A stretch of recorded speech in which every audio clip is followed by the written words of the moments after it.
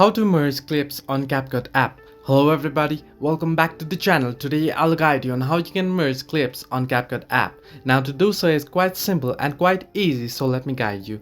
First, what you'll need to do is open up the CapCut app, and once you open it, you'll get an interface like this. Now you can select one from your projects, or you can simply create a new project by tapping on new project.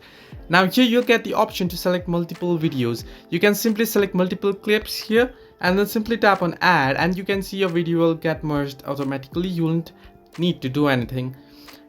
However, to make it look better or to enhance it, what you can do is tap on the video and then tap on the animation option, and then you can add animations right here in animation, out animation, and you can select out animation. I won't be able to show it here due to the recording. My recording will be stopped if I do so. So you can select the animation here and then simply select another animation in animation, or you can add transition. You can see the option add transition. Simply tap on add transition and you'll be able to merge your clips on CapCut this way by adding the transition on the middle. What you need to do is tap on this little minus icon or one icon that you can see, the white icon there at in between the clips. Simply tap on it and you'll be able to add effect and your clips will be merged.